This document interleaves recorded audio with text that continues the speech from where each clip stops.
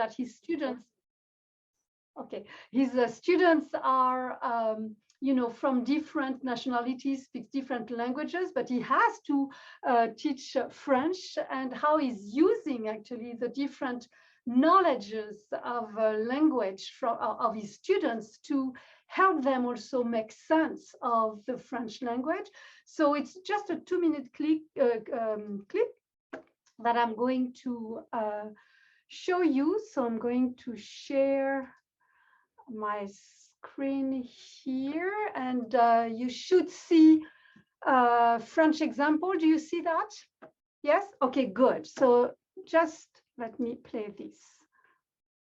Bien. Tout à l'heure, vous me l'avez transformé à la forme négative. Qui me transforme la phrase arabe à la forme négative maintenant? Non. En français, je vais dire la gomme n'est pas sur la table. Et celle-ci, comment je vais la dire?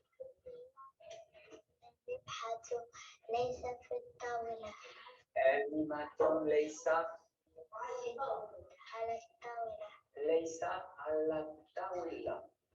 النبحة ليس على الطاولة. D'accord? النبحة ليس على الطاولة. Ah, c'est peut-être moi qui l'ai mal entendu, tu sais. ليست على الطاولة. ليست على الطاولة. Il y a un mot qui dit non, hein, là-dedans. Quel est le mot qui dit non? Oleg, d'après toi, quel est le mot en arabe qui va dire non? Est-ce qu'on a changé quelque chose dans cette phrase? Oui. Quel mot? Qu'est-ce qu'on a changé?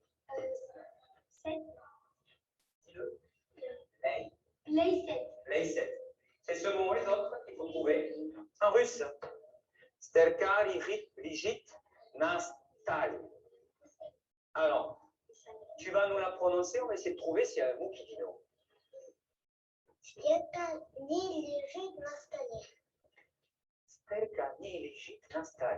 Qui peut la redire? Okay, so I'm going to stop here. So I'm going to unshare this screen. It was in French, but you had subtitle in English. So I hope you were able to read the subtitle, but let me summarize a bit. In his class, so again, it's a French as a second language classroom. In his class, this professor had students from Russia, students from different Arabic countries, and he was teaching actually how to, the negative form in French. And he was, you know, by comparing the languages of his students, he was actually working on the meta-linguistic skills of his students and making them understand that notion of structured languages in different languages, in their own language also. And through these, you know, systematic look at the structure in the different languages, making them aware of their own language structure as well as the target language that he was teaching. We all know how, you know, working on meta-linguistic skills is important to help our students to, you know, learn another language. So this is just one little example of one type of activity that we can have in a plurilingual class. But what was more important actually is that he was recognizing the value of their own language. And we'll see with other type of activities that teachers who are working with a plurilingual approach are recognizing the value of the culture and the language of their students. And this recognition changed a lot actually for the students in the classroom. So I just wanted to start with this little clip to put us in the mood of the topic of my presentation. So now I'm going to share actually my presentation. Here it is. So I hope that you see it. Yes. Okay, great. Okay, so you saw this little clip. So in fact, the notion of plurilingualism is not new. Already in the CFR, it was an important notion, an important concept. So 2001, an important concept because at the time, you know, the CFR was really pushing on the promotion of democratic citizens, social cohesion, intercultural dialogue. You know, languages and cultures bring this intercultural dialogue, and this is what the CFR was also pushing in this publication, to foster, as I highlighted here, the acceptance and mutual respect of languages and cultures, which are actually the foundation of a democratic, convivial, and inclusive society. So the concept of plurilingualism and multiculturalism or pluriculturalism is not new. However, it takes some time to come and arrive as practices into our classrooms. And already, since 2010, Biako, that you may know as an author, was already advocating for the positive aspect, the benefits of the development of plurilingual and intercultural competence, that for him he defined as the ability to mobilize, depending on the circumstances, of course, the plurilingual and the pluricultural repertoire of our learners. Our learners are not just native in one language, learning a second language. Our learners have wonderful linguistic and cultural histories. They have linguistic and cultural repertoire that we rarely tap in, actually, to help the learning of languages. However, these are concepts which have been around for many, many years, but we have difficulty to bring them into the classroom and to transform this concept into practices and teaching practices. However, more and more research show, the positive aspects of a plurilingual and pluricultural education. Here I'm taking a research which was done recently in 2018 by two colleagues in Greece, Evangelia Moussouri and Magdalene Koukouli. It was a research done with children at kindergarten. And the children were exposed to different types of activities which involved several languages and, of course, several cultures. And the children, were asked to do 3 types of activities when presented with these different languages and then cultures. Activities where they would observe, activities where they would interact to share about their observations, and also activities where then they would have to reflect and make hypotheses. They are little children at kindergarten. However, these little children at kindergarten can, yes, observe, can interact, and of course can reflect. An example of an activity is the activity Let's Draw in Europe, where the children were presented with several pictures of 18 different cities from 18 different countries. And they were also presented with some simple samples of languages, of these different cities. And they were asked first to observe, the similarities or differences between these pictures, and also by hearing these different languages, they were asked to guess. Do they know where these cities are? Where do they know which language we speak in these cities? And so they were just asked to observe and then to make hypotheses. And then they were asked to draw, the image of the city which most impressed them through these interactions. And also when presented to with different samples of languages, to also try to hear or see some similarities, and again making some hypotheses. So here really this activity was just to make them aware that actually languages are, yes, related to each other, that yes, there are some language families and also to push them again to make, through reflection, to make hypotheses, about proximity, distance between languages. A second activity brought to this classroom was about, fairy tales, and a similar fairy tale, but told in several languages. So through, thanks to internet and through YouTube, the two researchers were able to find the Little Red Riding Hood fairy tales told in different languages. And here you had Romanian, you had Spanish, you had Portuguese, you had French, you had Roman languages actually.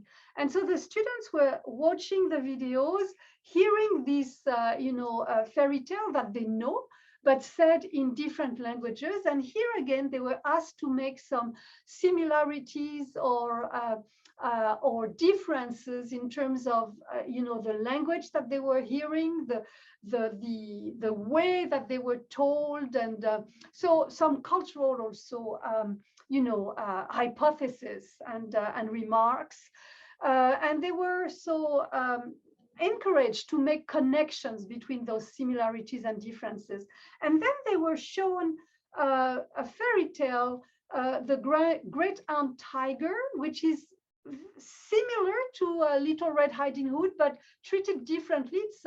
It's a fairy tale from Taiwan. And here they were, encouraged to make some, to observe and to interact and make hypotheses between, differences, cultural differences. Here again, just to encourage their thinking and also to notice, these similarities and differences.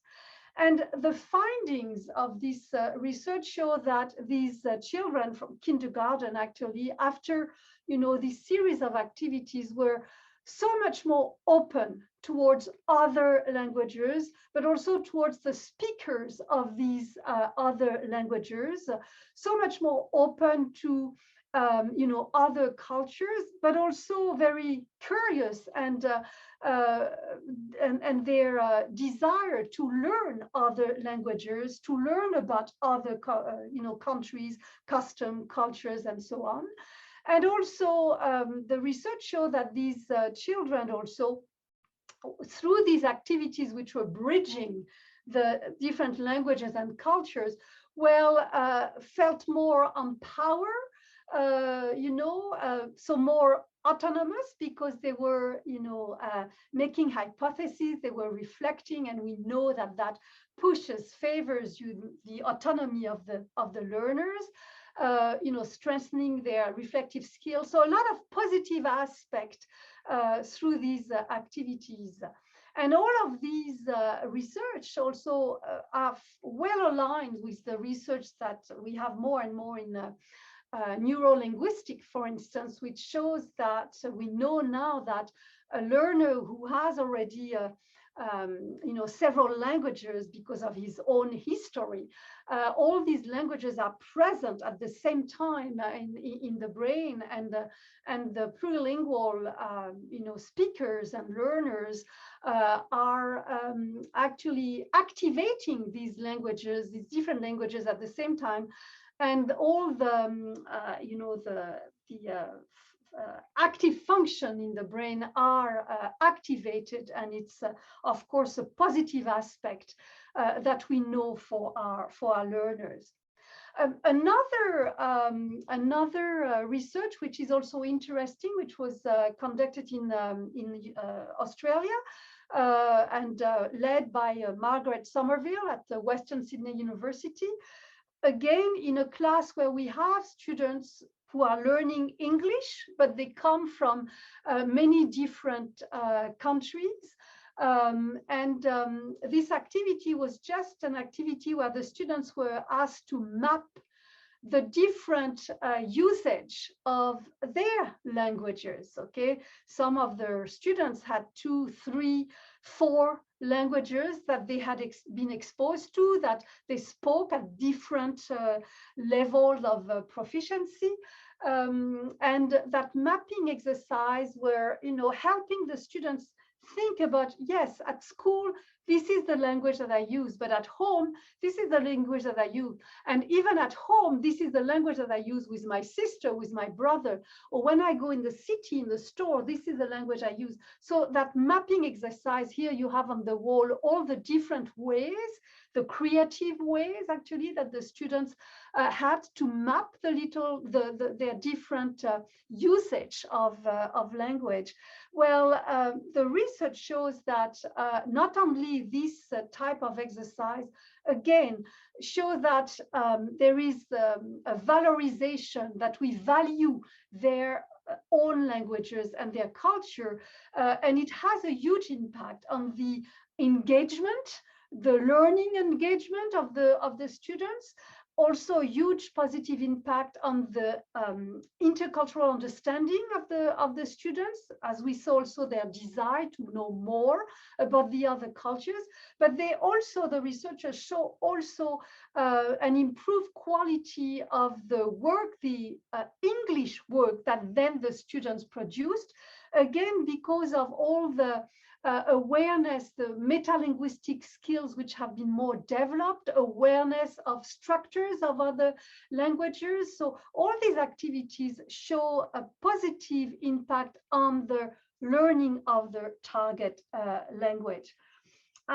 Speaking also about another experiment and another project here in Canada, which has been developed and led by Françoise Armand and Catherine Ménard. So it's a project which started in Montreal, but now in Ontario, there is also a group for this type of project. It is called Elodil. So Elodil means éveil au langage et ouverture à la diversité linguistique, which means that awareness of language and openness to linguistic diversity.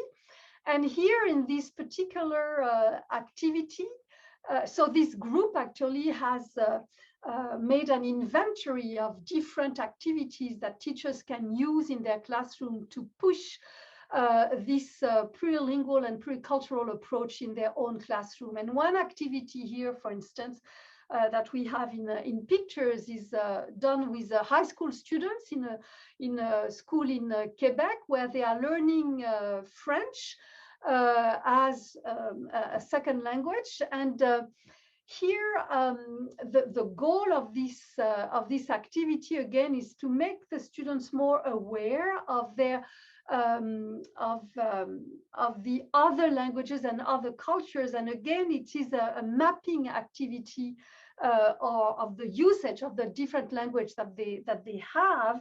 But the way that the activity is structured is interesting. First, the whole class reads about the testimony of a child, Manuel, who explains his different linguistic interactions with his community around him, and then the students map out, the Manuel's language interaction, and then from this activity, the students can map their own language interaction, as I said, at school, in the city, with their brothers, in the family, and so on. And then they create little comic strip for, to illustrate their language interactions. So these are interesting activities which, again, bring more and more awareness to students about the other languages, comparison between their own language, the language that they are learning, language of their peers, and so on, and build on their metalinguistic skills. Here, it's an interesting also research which is done, which brings also the whole notion of emotion, creativity, body movements in the learning of another language, but also exploiting the linguistic repertoires and the pluricultural repertoire of the students.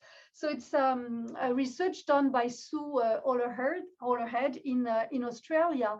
And here the teacher is by bringing into the classroom the different languages of the students, is also encouraging the association of colors, association of different types of music with languages. And here the students at first in these activities are really opening emotionally and creatively to the sounds, to their observations, to the colors of other languages.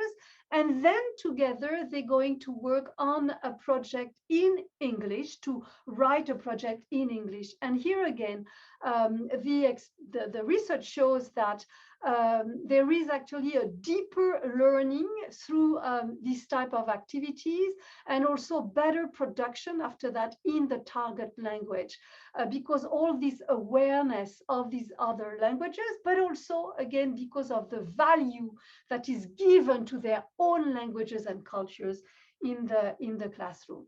So these are, different little interesting and important research that we can find in the literature. But now I'm going to speak about our own research that we've done for the last 5 years here in Canada. This research was done by a large group of co-researchers, and also a large group of research assistants who in fact became our co-researchers. And I think that, yes, I think in January we have a book which tell about the whole story of this research, which is coming out, published by Springer. And I think that it's in January that it will be out. But I'm telling you that because it has been a real story, in fact, this whole research project, and also to acknowledge the work of our research assistant, who, as I said, became after that really co-researchers and co-writers of this book, who tells the story of this research project. The PI of this research project is Enrica Picardo, that you may already know. She's at University of Ottawa. Myself and Jeff Lawrence, we were co-PI of this project, but we had also a lot of co-researchers. And important, we also had 2 co-researchers, Indigenous scholars, Alain Corbière and Marianne Corbière, who helped us to bring into our research project also the Indigenous epistemologies in terms of learning. So this is an important aspect of the project. So the project is called LingDear, Linguistic and Cultural Diversity Reinvented. In this project for language learning, we brought together Western pedagogical approach, which are very much humanistic, co-constructivist, co-construction of knowledge, interaction, accent-oriented, all those types of pedagogies and approaches. But also we were able to integrate Indigenous pedagogical philosophy into our whole project, which means the holistic philosophy into our project. And so the concept of plurilingualism, which is brought into the project, means that the learner in the whole project was considered first at the center, of course, but was considered as a social agent and also as a holistic being. Which means that I spoke about, the emotion, the creativity, but we'll see also the link with his own community. All of that were brought into the project because we do think that it's an important aspect to bring into the learning of languages. So everything which is cognitive, emotional, linguistic, and cultural brought into the classroom. So, which means that the framework of the LingDear project was bringing together 4 perspectives, 4 types of research, but connected them together. So all the theory around plurilingualism was an important part of the project. Everything which was also the action-oriented approach, where the student is a social agent, he's acting into his learning as a social agent. The holistic reflection, meaning that the learner is considered as a whole with his history, with his emotions, with his body, and of course the technology, which help us to enhance actually what we are developing, and also the technology which help us to bring the community together. So these 4 pillars, I don't go in detail because now you know them, but as I said, plurilingualism, student is seen as a holistic plurilingual cultural being, and he draws on the previous experience, on his history, on his repertoire to further his learning. Action-oriented approach, so student-centered, a social agent, holistic learning, all of that I'm not going to repeat, but it's not learning about a language, it's really living a language. And the different type of task help the students to live the language, and by living the language is learning the language. As I said, the holistic reflection, as I said, our colleagues in the project, Marianne Corbière and Alain Corbière, brought their knowledge, the indigenous knowledge into the whole framework of our project.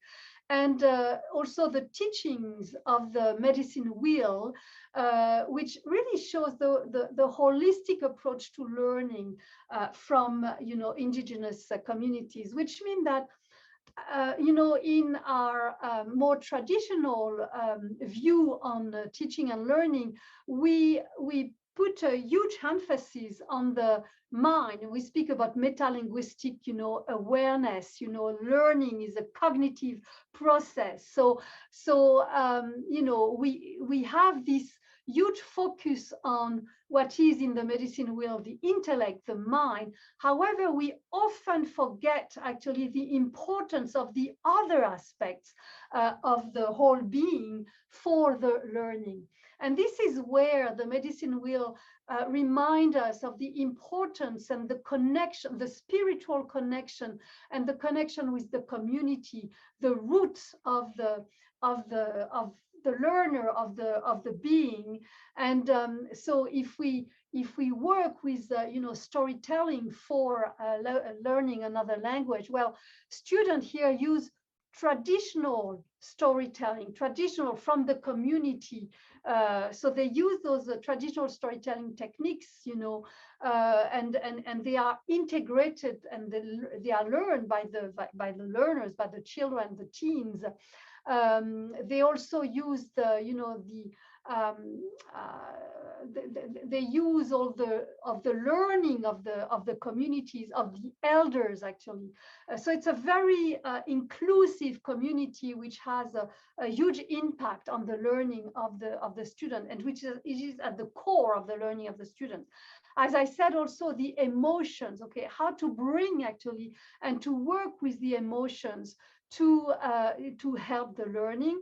The body, the action, the gesture are also important in the learning. So we have a whole aspect of learning to help us, our students. And technology, as I said, which is going to help us in what we developed. We developed a portfolio, a learning portfolio, to help develop the sense of community, of belonging, to support, multimodal ways of telling the story, encourage creativity, and stimulate awareness, reflection, as you will see in this portfolio.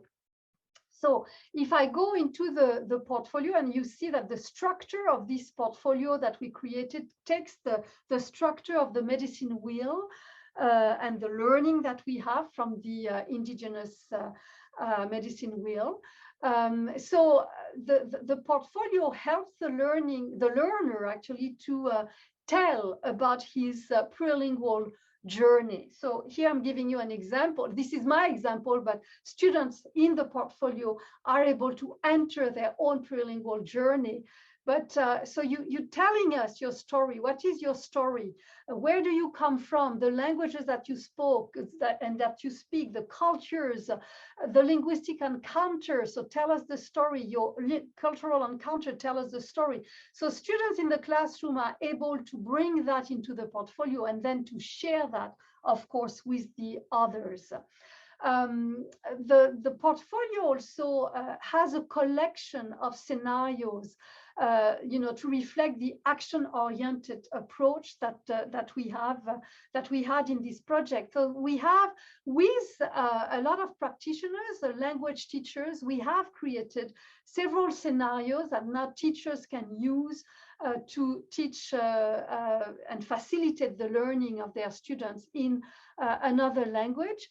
So, and I will share this PowerPoint with you so that you can go actually into the website and see the whole connection of scenarios. And in the scenario, the student is an actor. He is situated into a social environment, and he has some task to develop to realize actually a project. So it's really a project-based, of course. But we also have tools where the students can reflect on his or her learning. So, a whole reflection going through the different quadrant of the medicine wheel. So you have a whole collection of questions here, that just 2 questions, but I mean, we have a whole collection of questions where the student is reflecting on what he has done in his activity, what he has learned, what does it mean also for his own community, for instance, in terms of the personal stories that he told and the emotion, in terms of, what he learned about, ways of an environment and types of activities that he's doing to learn, and of course the meta-linguistic reflection that he has. So these are reflections that the students can keep into his portfolio.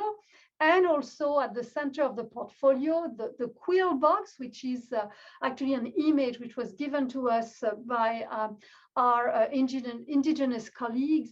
The quill box actually is the way for students to keep their project into their portfolio. There is also a linguistic reflection. We have reflection for the moment in 5 languages. Sorry, I didn't put here the Ojibwe for our indigenous community here, because this is my own global level check. So for each language, I have a whole series of different questions from different level of the CFR, for instance. Here, these are questions which are more for the plurilingual competence that I've developed or not. And then you have that chart, reader chart, which helps you with the different languages that you speak or not, or that you have at different levels. It gives you a global image of where you are in terms of those languages, but for different types of competencies, as you see, and also for plurilingual and pluricultural competency. So that's a project that we did, and I have to say that still goes on because now it is used by different types of classrooms. The feedback that we have received from professors and teachers, first feedback was, wow, it's very difficult to bring those approaches in the classroom. We need more training in terms of plurilingual activities. How do we bring that into the classroom? How do we see really the value of those plurilingual activities into the learning of the target language? But then the more the teachers were using these activities and scenarios, and they were seeing actually the positive impact on the students. The students have been extremely open to this approach, very open, of course, about the project-based approach, but also very curious about the indigenous approach and the medicine wheel and the reflection that they had about the community, about their own emotions. So an extremely positive feedback in terms of the students. So that's one project that I wanted to share with you, but I want to share with you also a second project, which is very dear my heart, actually. The name is Linking Learning, Belonging, and Community. And it's a project, it's a whole team in that project. And me, I was asked actually to develop the curriculum for this project. It's a project in the States, in Connecticut, Hartford, a project which is led by the public library, not the schools, but those, of course, the schools are full partner of this project, and it has been funded by the National Leadership Grant of the Institute of Museum and Library Services. And the fact that it is in a library is important because it's a kind of a neutral place. Actually, it's not in a school, but it is in a library, and the library in a community is a place of connection where people come for different types of activities and so on.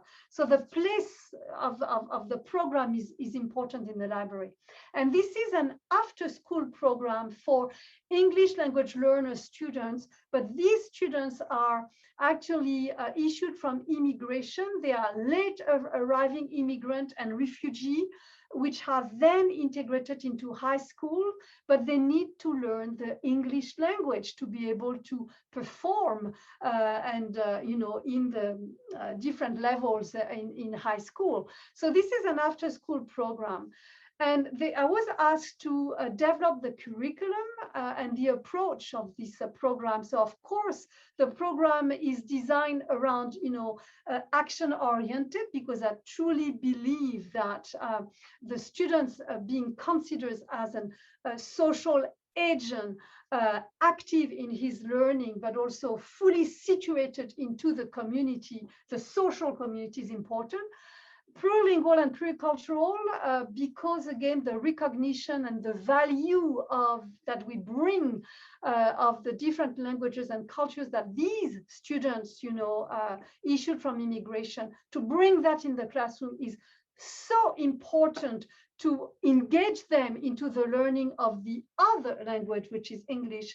So that was crucial to bring this approach in the program, and community-based, because these students arrive in a new community, and all the projects that we develop with them are anchored into the community, bring the students within the community to interact with the community, so that bit by bit, the students can feel that they belong to that community. They are familiarized, they know the community. And it's also important for the parents of these students, so that they feel themselves also more and more part of this community. So this was the framework, and the three themes that I worked with, to develop the curriculum was navigating and engaging with my school and the neighborhood community, then working in my community, making choices and college and career plans, because we want to prepare them also for college, and then drawing the profile of the 21st century citizen applying to 21st century technology, so that we truly want to bring them into, the 21st century and the part that they're going to play, the important part as citizens, as new citizens actually, that they're going to play in this century. And these are, for instance, examples of first activity when they arrive in the program. The first activity is to help them get an understanding of, okay, this group of students, who are they from and where, and let me show to the others where I am from and the language that I'm speaking and so on. So it's just an example of one group of students with one class where we just ask them, okay, on this map of the world using Padlet, just tell us, where are you? Where is your country of origin? What are the languages that you speak? So it's mapping the multicultural and the plurilingual diversity of the class. Let's get to know each other. Let's, understand that we all come from different countries, but we are actually knowledgeable in other languages. Okay, so speaking more about the strengths of these students, and not more about the deficiency, you don't speak English. Okay, so the outlook is completely different. And some students took the project even further, and they wanted to celebrate the diversity of the class and to start to develop a project for the next newcomers, so that they understand also, the diversity, also the diversity in Hartford, where the city where the project is being, implemented. So they started to speak about their own countries. They put links towards, different aspects of their different countries, so that they can also show that to the newcomers and say, well, look, you arrive in a very diverse group. Okay. So and a lot of activities, as I said, are developed within the community, and the students have the opportunity then to present the different projects they do to their parents, to community partners who are invited to come to the programs, and where the dialogue is also a start. So the goal of the program was and is still to engage newcomers in social and civic awareness through projects that expose them and connect them to local issues, resources, and organizations. Here are some of the voices of the students and also of the ESL director at the Hartford School Board who participate in the project. This program could become like a community. We are the community. Remember, one of the goals of the project was to make sure that they feel that they belong to that new community. Working with the community actually make them feel that actually we are the community. We are truly, with our diversity, part of the community. Another one, here sometimes we'd spend almost 2 weeks on one talk about leadership, and now I grasp the meaning of leadership.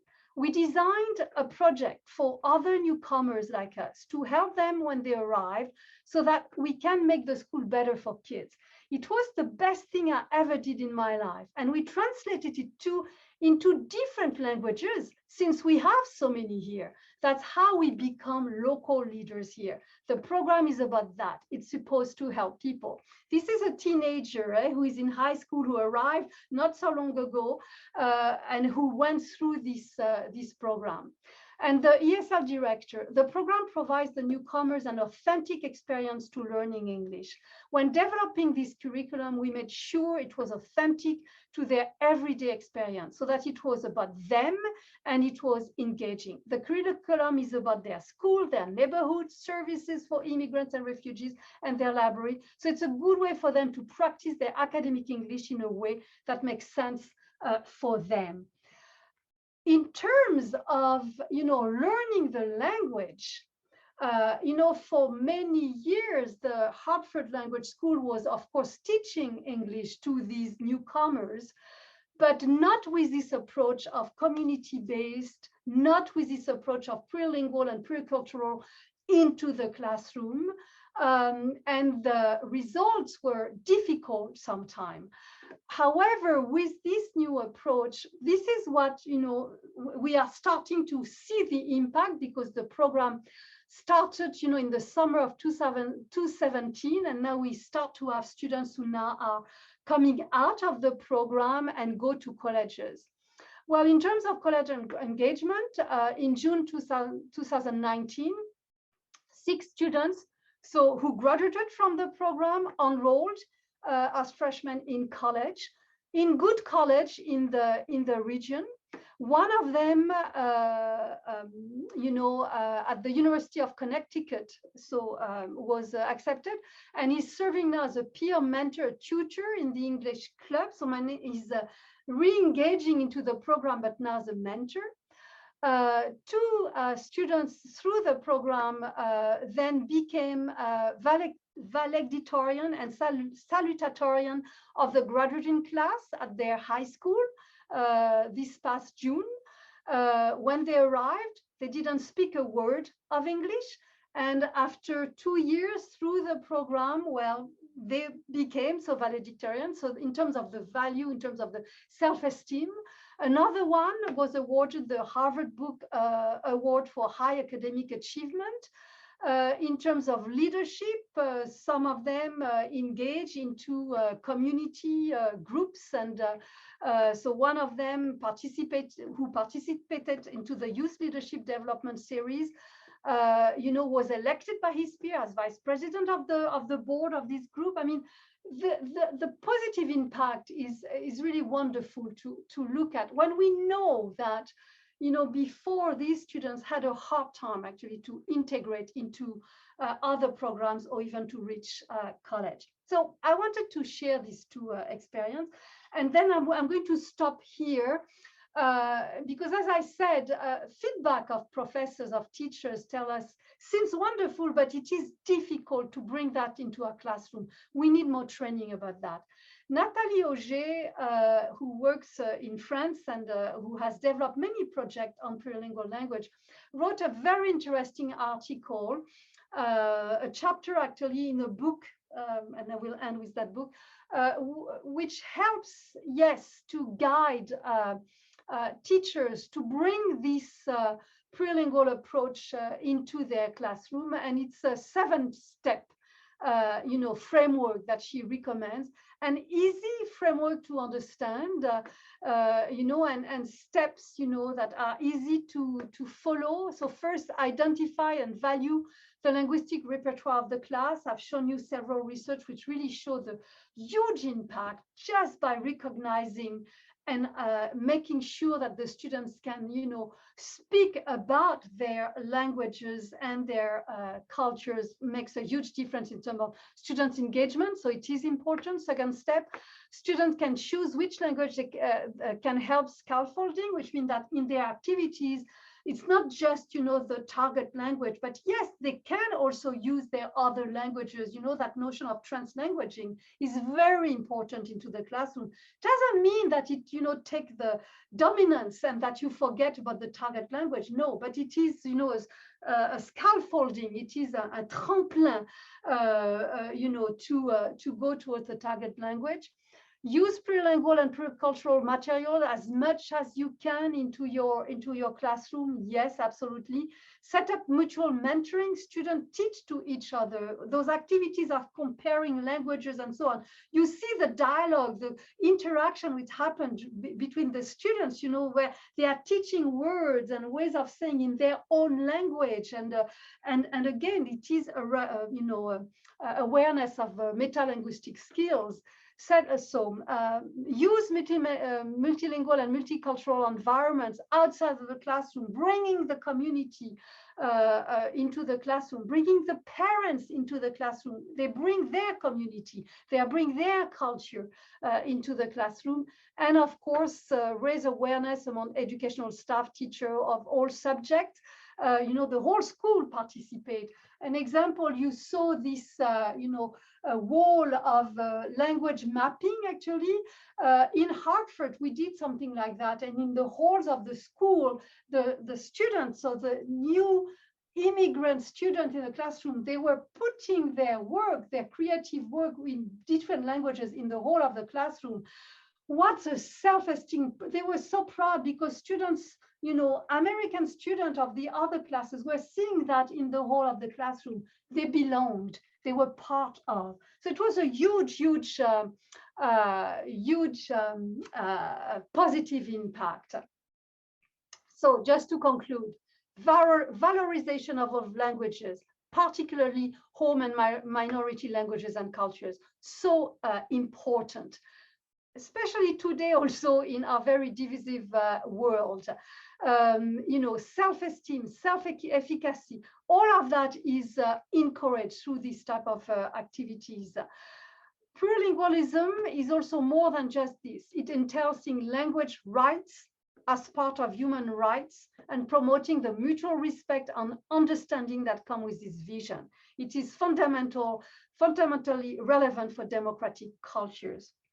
All the research and reference that I made, through this presentation are chapters from a book that Enrica Picardo, myself, and Jeff Lawrence, we co-edited, and which is just out. A few weeks ago, it was just out, the Roosevelt Handbook of Plurilingual Language Education.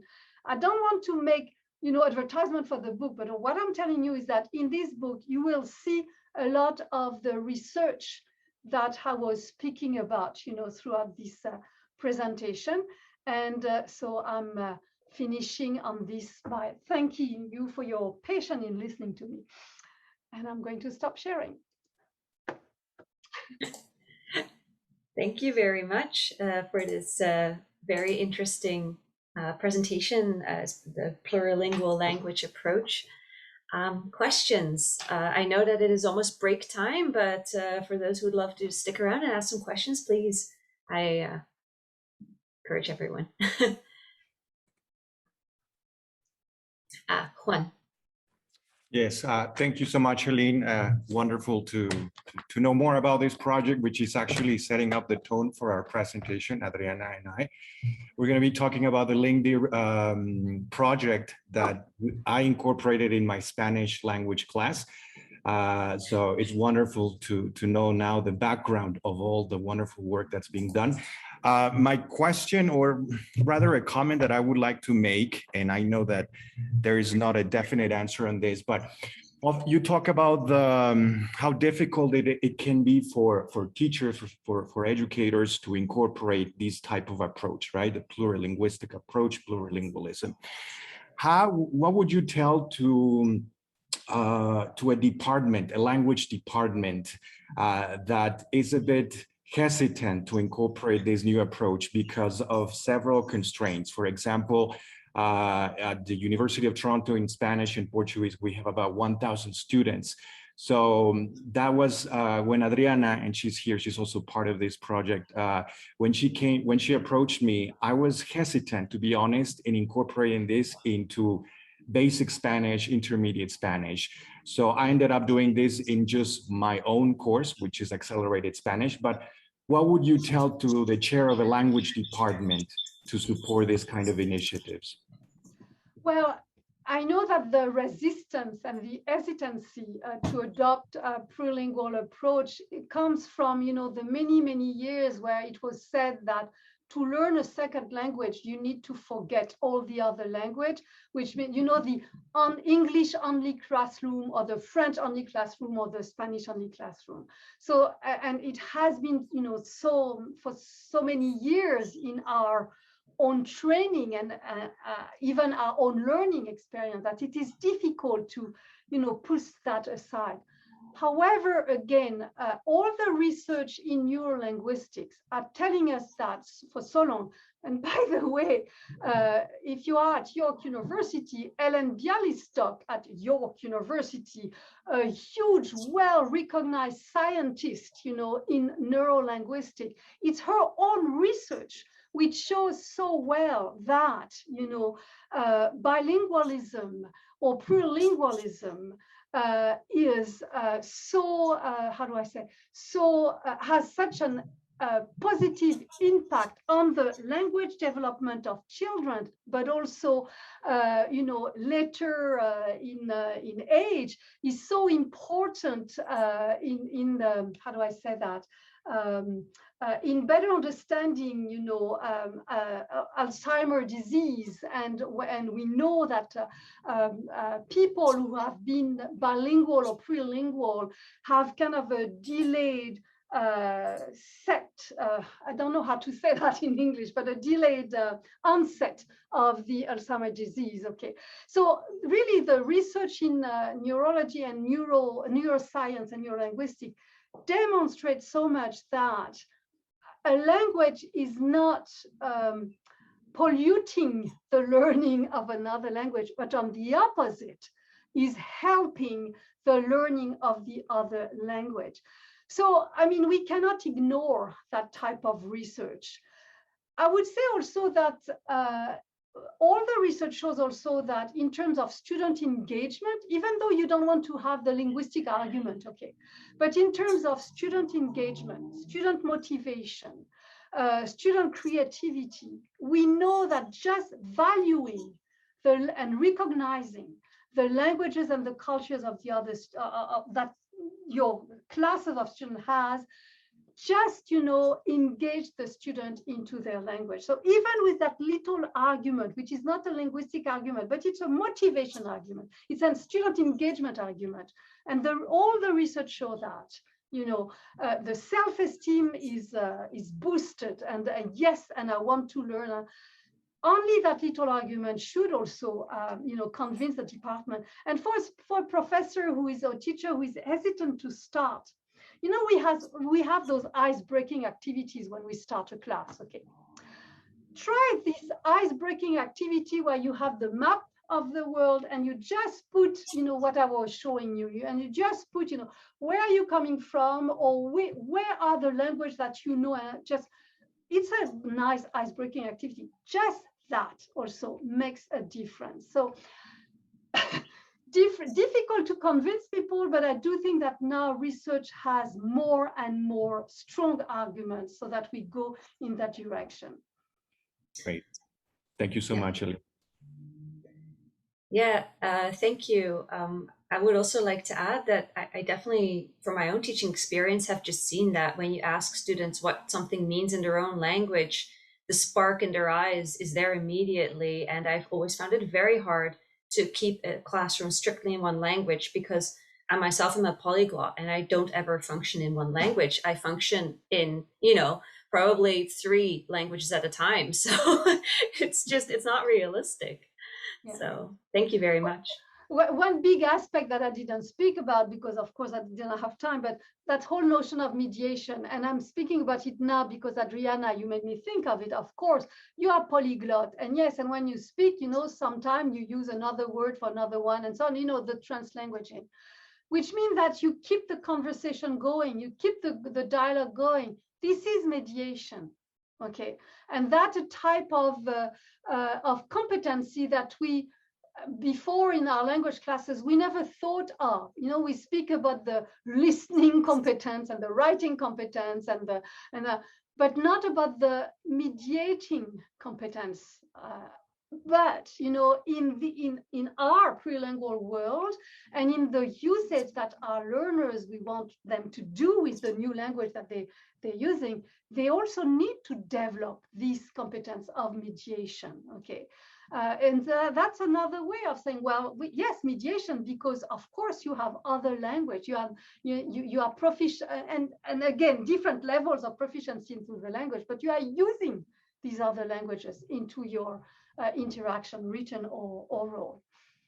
Okay, I'm going to stop because I'm taking time of your own presentation. So no, we're in a break right now, so that's okay. So no worries, but thank you. So therefore, I'd like to say, if there's someone else who has a last comment before we go into a break. Okay, well, in that case, break time. Pausa.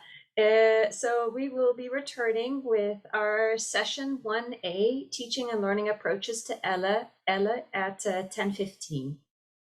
So thank you all, and enjoy your conference. Bye-bye. Thank you. Adios. Bye.